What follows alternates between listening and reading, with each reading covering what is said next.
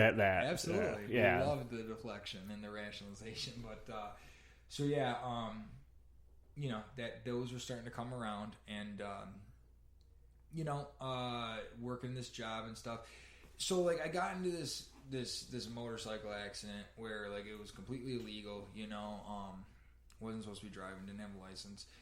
And I'm working for the IT company, and I'm already partying pretty heavy with the drugs and the cocaine, or the cocaine and the alcohol.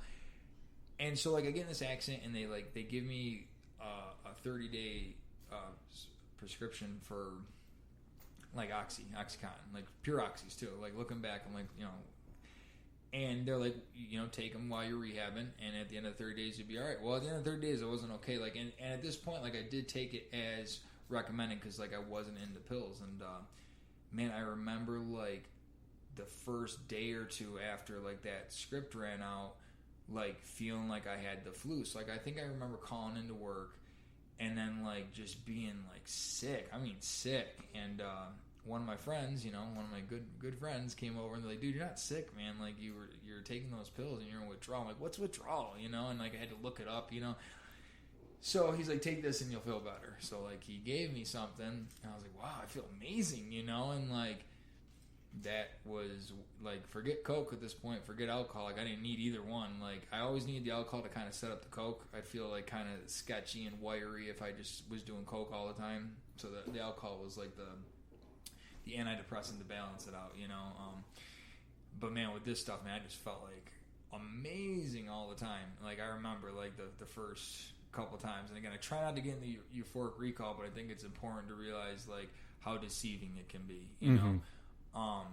Because like I feel like that today without any of that stuff, but like I just had to do a little work on myself.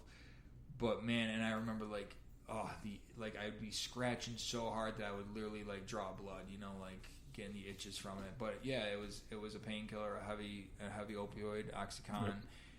And all of a sudden, man, again, like there's this boom where everybody wants it. So like it didn't go from like me just helping people out, which I've always done, being able to find drugs and stuff, but like man, the profit margins were so big that like we started like really starting selling, and like we were going down into Pennsylvania to some of the colleges. Like one friend had a girl at Gannon, another friend had people down at Erie, and like, man, I was selling for $1 a milligram back in mid 2000s when I was only paying like $10-15 a pill. So like the profit margins were huge.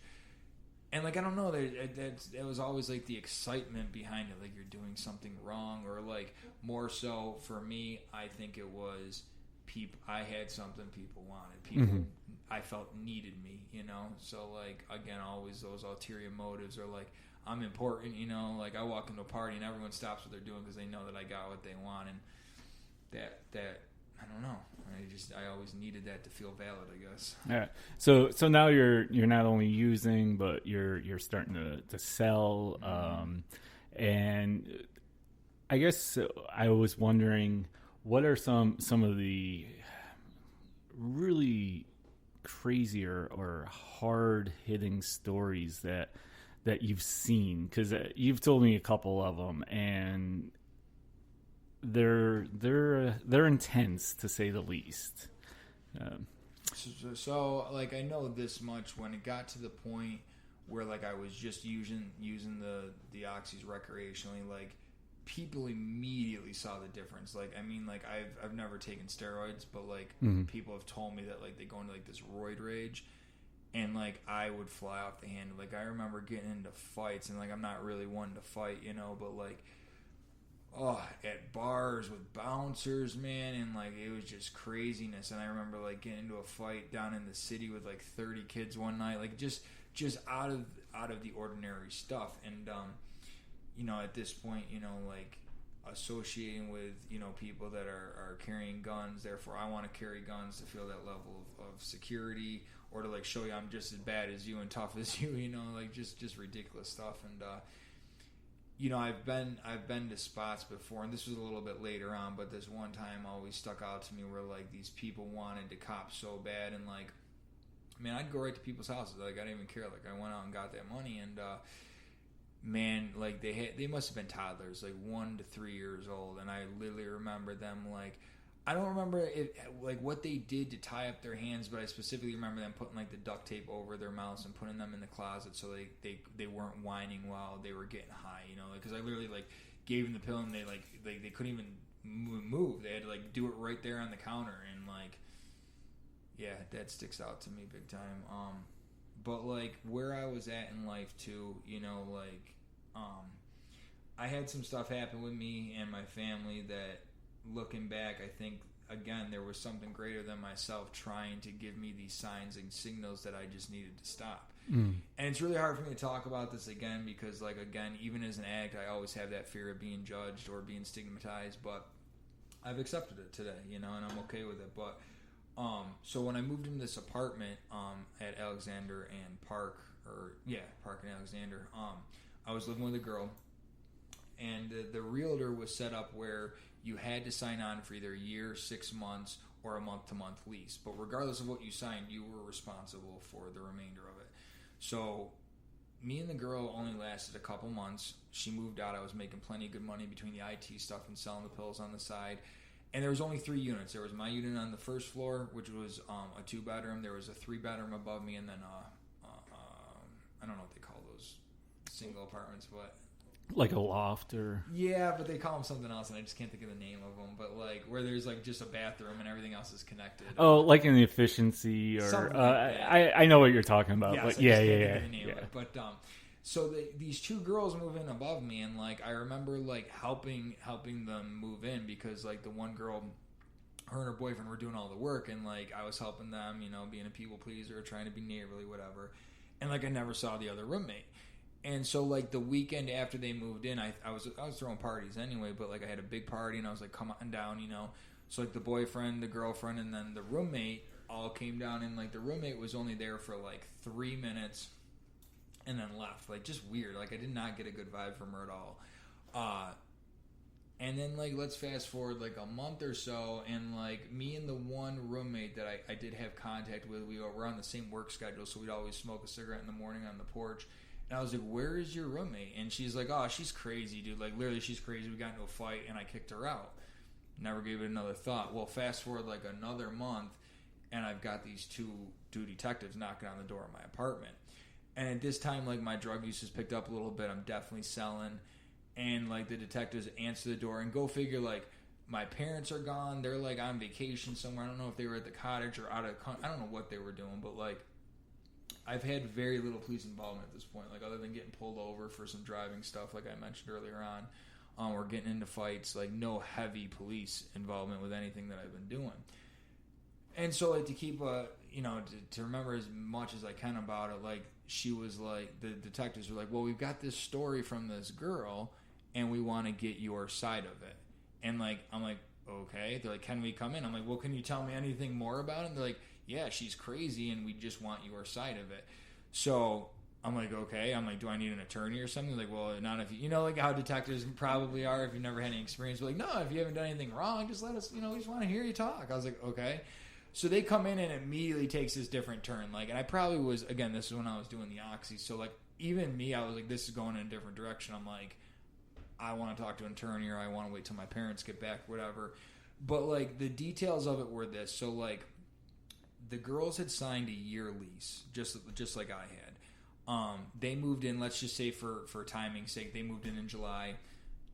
By August, that girl had told me that her and her friend got into a crazy fight and they were gone. Well, now this is like the end of August or September.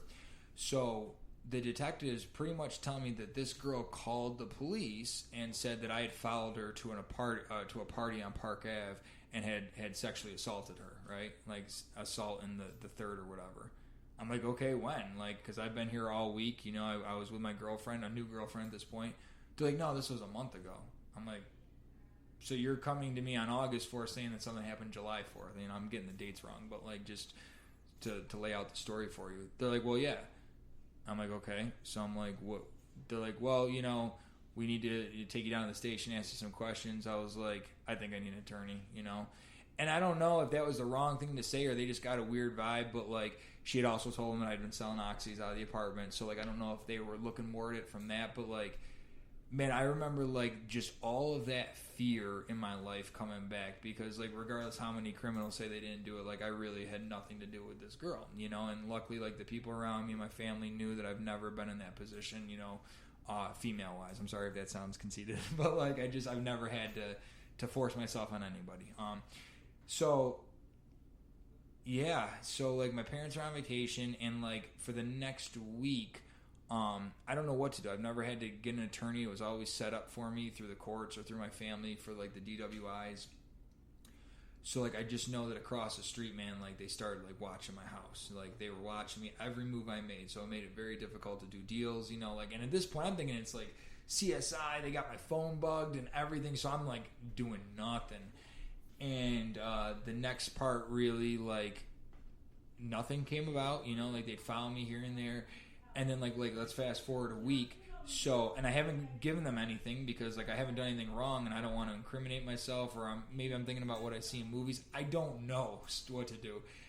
Next thing I know, it's the weekend, and I'm getting out of the shower in a towel and my flip flops, and I have like one buddy there, and we're about to have a party and going. So like, cause now we're at the meet, right? Like so like, I'm getting out of the shower in my towel and flip flops, and my buddy's like, dude, there's dudes with guns on your front lawn. I'm like, what? He's like, yeah, man. I'm like, what do you mean, man? And I literally, like, the very next second, both my front door and back door to my apartment get kicked in by SWAT team. So, like, they come running in, man. No F's given. They are like, they throw me down. They lock, you know, they put everything on me. And, like, I just remember these two detectives, right? Because, like, it was probably the scariest point of my life up until that point. And they're like, let's see you get out of this one. I just remember them continuously saying that to me. And I'm like, I don't know what you're talking about, man, because I really haven't done anything wrong.